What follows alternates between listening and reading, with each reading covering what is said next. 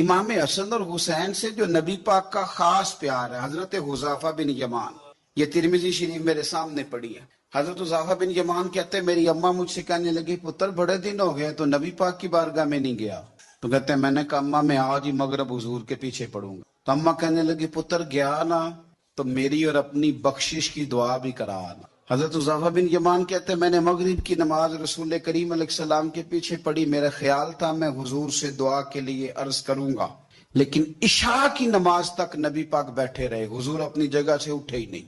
عشاء کی نماز حضور نے پڑھائی اور نبی پاک چلنے لگے، فرماتے ہیں میں بھی حضور کے پیچھے پیچھے چلنے لگا، نبی پاک باہر نکلے تو رسول پاک علیہ الصلوۃ والسلام نے نہ پلٹ کے نہیں دیکھا، چلتے چلتے ہی نا میں چونکہ پیچھے تھا تو حضور پوچھنے لگے من انتا، تو کون ہے؟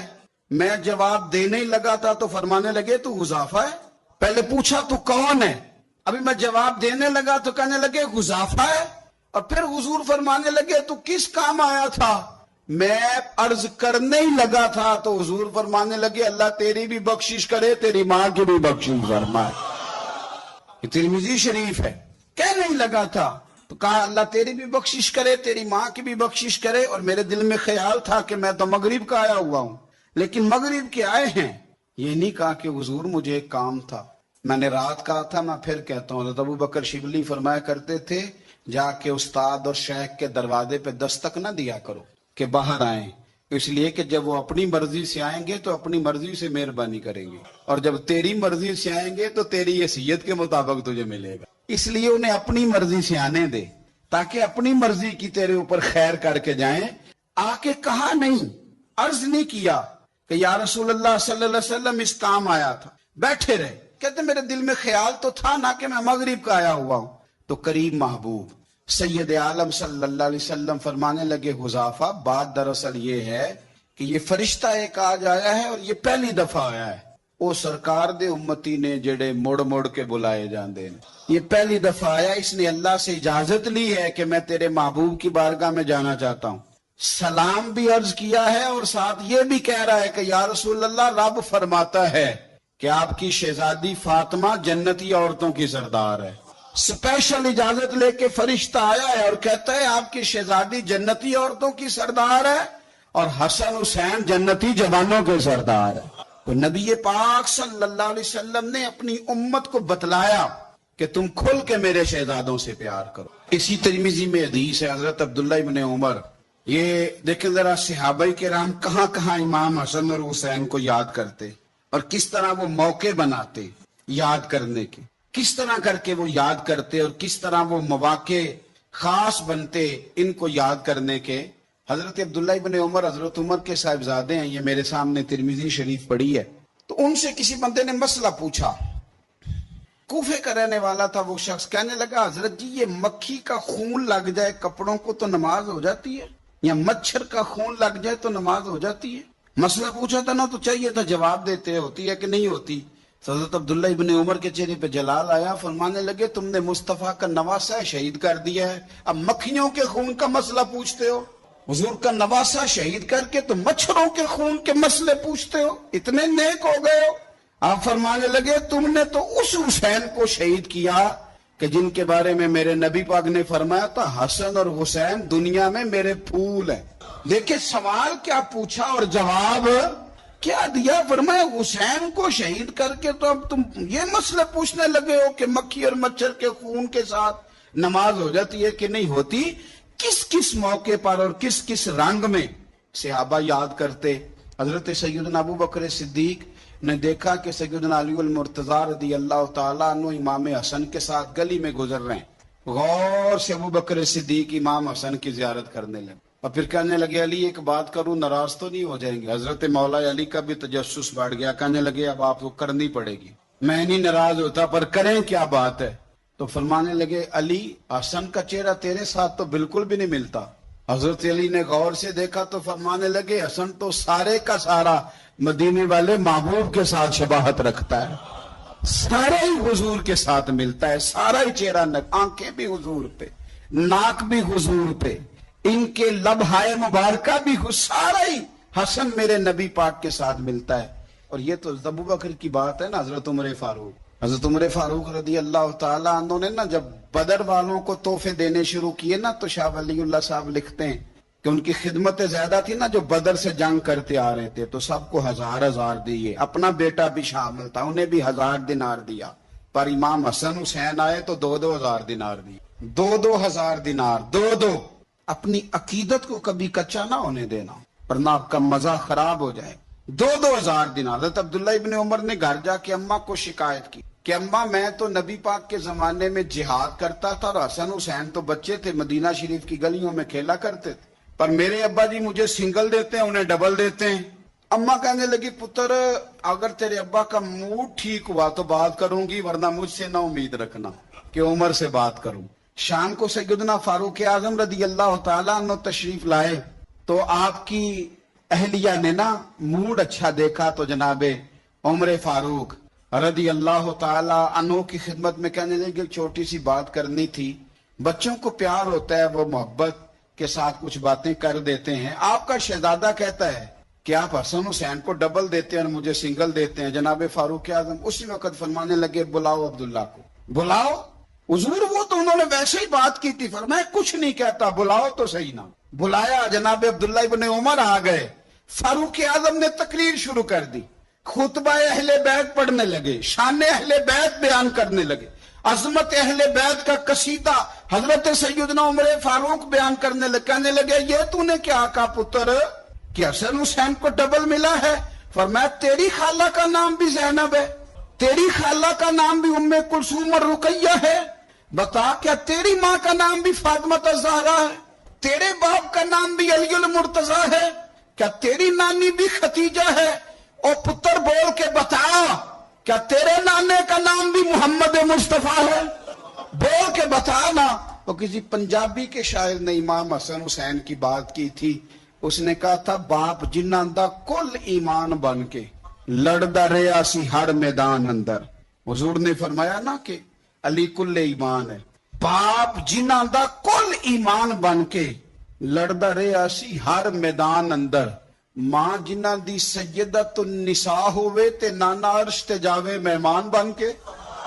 فرمانے لگے کہ کیا تیرے نانا کا نام بھی مصطفیٰ ہے؟ فرمانے لگے پتر سن، ان کے ساتھ کبھی مقابلہ نہ کرنا، تمہیں میں نے خدمت دیکھ کے دیا ہے اور انہیں میں نے نسبت دیکھ کے دیا ہے، انہیں نسبت دیکھ کے۔ یہ بات نہ چلتے چلتے مولا علی تک پہنچ گئی، حضرت علی بڑے راضی ہوئے کہ عمر نے یہ بات کی، بڑے راضی ہوئے، کہنے لگے ایسے تو نہیں نا میرے نبی نے فرمایا تھا کہ عمر جنتیوں کا چراغ ہے، عمر جنتیوں کا چراغ، ایسے تو نہیں کہا تھا۔ اب یہ بات حضرت عمر تک پہنچ گئی تو حضرت عمر مولا علی سے ملنے آگے، کہنے لگے آپ نے کہا ہے کہ میں جنتیوں کا چراغ ہوں؟ تو حضرت علی المرتضیٰ کہنے لگے میں نے کہا نہیں، میں نے حضور سے سن کے کہا ہے۔ تو حضرت عمر فاروق کہنے لگے پھر ذرا نا اپنی گارنٹی کے ساتھ مجھے یہ لکھ کے دے دیں، یعنی اپنی گارنٹی کے ساتھ، آپ گارنٹی کے ساتھ لکھ کے دے دیں۔ تو حضرت علی المرتضیٰ نے لکھ کے دیا، کہنے لگے میں گواہی دیتا ہوں، گارنٹی دیتا ہوں کہ میرے نبی نے فرمایا کہ عمر اہل جنت کا چراغ۔ تو اس نبی پاک کی اولاد سے پیار کریں، ان کا پیار اپنے دل کے اندر رکھیں، ان کے ساتھ خاص الفت ہو۔ حضرت اسامہ بن زید کہتے ہیں میں نبی پاک سے ملنے گیا، کوئی بات حضور سے کرنی تھی، بات کرتے کرتے میرے لفظ ٹوٹنے لگے، جملے ٹوٹنے لگے، اس لیے کہ نبی پاک نے چادر اوڑھ رکھی تھی اور حضور کی چادر میں دو چیزیں حرکت کر رہی، میری توجہ ادھر چلی گئی، تو جب میرے جملے ٹوٹنے لگے تو حضور مسکرائے، فرمایا نہیں نہ سمجھ آ رہی، میں بھی ان سے بڑی دیر سے کہہ رہا ہوں کہ باہر نکل آؤ، بڑی دیر سے کہہ رہا ہوں، بڑی دیر سے نکل نہیں رہے۔ کہتے ہیں یہ لفظ کہتے کہتے حضور نے چادر مبارک کھولی، ایک بغل مبارک سے امام حسین نکلے، دوسرے سے امام حسن نکلا ہے۔ یہ اعزاز ہے، وہ تو رحمتوں کے سمندر میں رہتے تھے، وہ تو کرم کی برکھا میں رہتے تھے، وہ تو میرے محبوب کے ساتھ رہتے تھے۔ مدینہ شریف کے بارے میں کسی نے کہا تھا نا رحمت کے عجب جھمیلے ہیں، کیونکہ حسنین یہاں پر کھیلے، کیونکہ حسنین یہاں پر۔ حضور کی اولاد کا حق کبھی نہ بھولنا، نبی پاک کی اولاد کا حق۔ میں پھر کہتا ہوں، میرے استاد کا ایک دن ایک صاحبزادے نے مجھے فون کیا، کہنے لگے مولانا فلانی جگہ ٹائم دے دے، میں نے کہا دے دیا جی، جہاں میں نے ٹائم دیا ہوا تو ان سے میں نے معافی مانگی، میں نے کہا میرے استاد کے بیٹے کا فون آ گیا، 2-4 دن کے بعد استاد جی سے بات ہوئی تو استاد جی کہنے لگے وہ یہ بچہ مجھے کہہ رہا تھا کہ ٹائم لے لیا. میں نے کہا جنہوں نے حکم کیا تھا تو میں نے معافی. کہنے لگے تے بال ہے کسی نے گل کر بھی لیندے تے تو منٹ نہیں لایا. میں کہ حضور تہاڈا تے بال ہے تے میرا تے مخدوم زیادہ ہے. تہاڈا بال ہے نا تے میرا تے تے اصلاں نال جے نیکی کریے تے او نسلاں تاک نہیں بھول دے. ساڈے کو نہیں بھول سی تو ٹکر کھادا ہے نا تہاڈے گھروں تے نمک کھا لئیے پھر نمک حرامی کار ہوندی. استاد کے بچے کا جو ادب نہ کرے تو وہ بندہ سیانا. شیخ کی اولاد کا جو ادب نہ کرے تو وہ بندہ سیانا. حضرت شیخ اکبر محی الدین ابن عربی فرمایا کرتے تھے جہاں تیرے شیخ کا بیٹا بھی بیٹھ جائے وہاں بھی نہ بیٹھا کر. یہ بھی سوء ادب ہے, وہاں بھی نہ بیٹھا کر. اس لیے کہ یہ ادب کا تقاضا ہے. اگر پیر کے پتر کا یہ ادب ہے, استاد کے پتر کا یہ ادب ہے, تو بتا محمد عربی کے پتر کا کیا ادب ہے, رسول اللہ کی اولاد کا پھر کیا ادب ہے. اس کو اچھی طرح اپنے ذہن میں بٹھائیں. خاص پیار میرے نبی پاک کی اولاد سے, سونا کر کے انداز, اچھا کر کے رویہ. محبت کا تعلق تو دل سے ہوتا ہے, تو ہمیں پوری توجہ اپنے دل پر دینی چاہیے کہ میرا دل ویسے کیا کہتا ہے, میرے اندر سے آواز ویسے کیا نکلتی ہے. جب میں امام حسن کا, امام حسین کا, مولا مرتضیٰ کا نام لیتا ہوں تو میرا کلیجہ ٹھنڈا ہوتا ہے کہ نہیں ہوتا. جب میں سنتا ہوں تو میرے اندر سکون ہوتا ہے کہ نہیں ہوتا. مجھے وہ نام تازگی دیتا ہے کہ نہیں. مجھے ان پاک لوگوں کے تذکرے سے ٹھنڈک پہنچتی ہے کہ نہیں.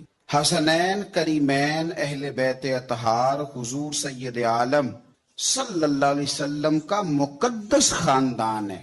اور یہ وہ 2 شہزادے میرے نبی پاک کے جنہیں حضور نے فرمایا کہ یہ صرف فاطمہ کے نہیں, یہ تو میرے بیٹے. نبی پاک صلی اللہ تعالی علیہ وسلم نے امت کو ان کے ساتھ پیار کر کے دکھایا. نبی پاک علیہ السلام کا نا ہر لمحہ بھی نبی ہے. ایسا نہیں ہے کہ حضور تبلیغ کر رہے تھے تو نبی تھے, تو روٹی کھا رہے تھے تو نبی نہیں تھے. معاذ اللہ. بخاری مسلم میں حدیث ہے, سرکار نے نا روزہ رکھا, افطار نہیں کیا, پھر روزہ رکھ لیا, پھر افطار نہیں کیا اگلے دن کا بھی. 2-3 دن مسلسل اس طرح حضور نے روزہ رکھا.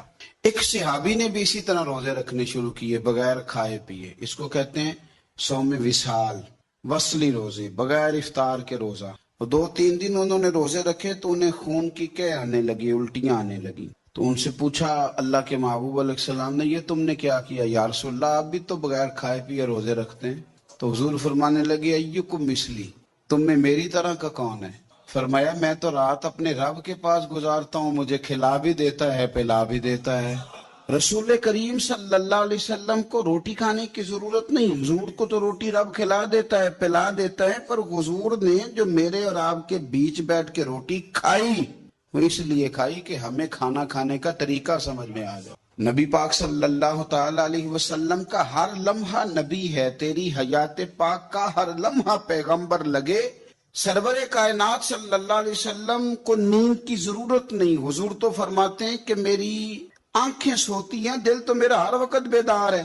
لیکن حضور نے ہمیں سو کے دکھایا تاکہ ہمیں سمجھ آئے سونا کس طرح سے. تو نبی پاک صلی اللہ علیہ وسلم نے جو کام کر کے دکھایا وہ ہمیں بتلایا کہ ہم نے وہ کام کس طرح کرنا ہے.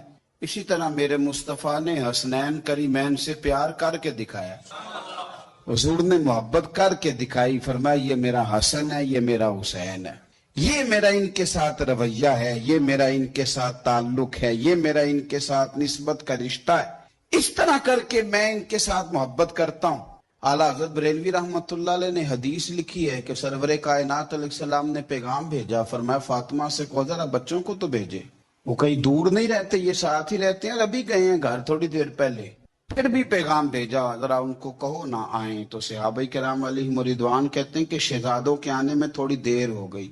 سیدہ پاک انہیں غسل کرا رہی, انہیں تیار کر رہی, تھوڑی دیر ہوئی. تو فرماتے ہیں کہ ان کے آنے میں جتنی دیر ہوئی نا, ہم نے حضور کا شوق بڑھتے ہوئے دیکھا. جسے بندہ دیر سے کسی سے ملا ہو تو اس سے ملنے کا شوق ہو, شوق بڑھتا ہوا دیکھا. اور فرماتے جب شہزادے باہر آئے تو محبوب نے گھٹنے زمین پہ رکھے, دونوں بازو کھولے, ان کو سینے سے لگایا. باپ بیمار ہو تو دعائیں دیتا ہے, اللہ میرے بچوں کا خیال کرنا. عام حالات میں تھوڑی دعائیں نکلتی ہیں, لیکن انہیں سینے سے لگایا, آنکھوں میں آنسو آئے. دعا کے جملے کتنے نرالے اور انوکھے ہیں. حضور فرمانے لگے اے اللہ میں ان دونوں سے محبت کرتا ہوں، تو بھی ان سے محبت فرما، اور قیامت تک جو میرے حسن حسین سے محبت کرے تو ان سب سے بھی محبت فرما، قیامت تک ان سے پیار کرے اللہ ان سے بھی محبت فرما۔ ہم نے یہ دیکھنا ہے کہ ہمارے دلوں میں اہل بیت کا پیار کتنا ہے، ان کے لیے ہمارے دلوں میں شوق کتنا ہے، کتنا اس دونوں، ایک حدیث میں ایک کا بھی ذکر ہے لیکن ایک میں دونوں کا ہے۔ حضور جمعہ پڑھا رہے ہیں، میرا بھی بچہ آ جاتا ہے کئی دفعہ، یہاں میں گفتگو کر رہا ہوتا ہوں تو میں کسی کو اشارہ کرتا ہوں اس کو پکڑ لو، چھوٹا ہے ابھی اس کو پتہ نہیں، دونوں بچے شہزادے آ گئے، وہ آئے تو ایک شہزادے جو چھوٹے تھے امام حسین، ان کا قدم مبارک اپنے ہی کرتے کے ساتھ الجھا اور وہ گر گئے تو دوسرے بھی ساتھ گر گئے۔ بہت سارے صحابہ تھے، حضور حکم کرتے تو صحابہ ان کے قدم چوم کے انہیں لاتے، لیکن حضور خود ممبر سے اٹھے، صفوں کو چیرا، بچوں کو اٹھایا، ماتھے چومے، ایک کو ادھر بٹھایا دوسرے کو ادھر بٹھایا، اور پھر حضور نے اپنی کیفیت بیان کی، میں رسم نہیں ادا کر رہا، میں بائی نہیں، کوئی نقطہ نہیں چھوڑ رہا، سرکار کا طریقہ بتا رہا ہوں۔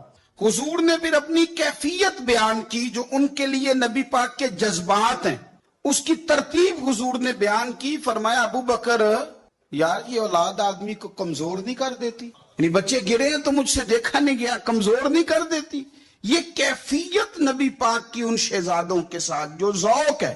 اعلیٰ حضرت کے بھائی کہتے ہیں جن کی پاکی کا خدائے پاک کرتا ہے بیان، حضور کے اہل بیت کی بات مولانا حسن رضا کرتے ہیں، کہتے ہیں جن کی پاکی کا خدائے پاک کرتا ہے بیان، آیا تطہیر سے ثابت ہے شان اہل بیت، اور فرمانے لگے بے اجازت جن کے گھر میں جبرائیل آتے نہیں، بے اجازت جن کے گھر میں جبرائیل آتے نہیں، آیا تطہیر سے ثابت ہے شان اہل بیت، اور بے ادب گستاخ لوگوں کو سنا دے اے حسن، یوں کہا کرتے ہیں سنی داستان اہل بیت۔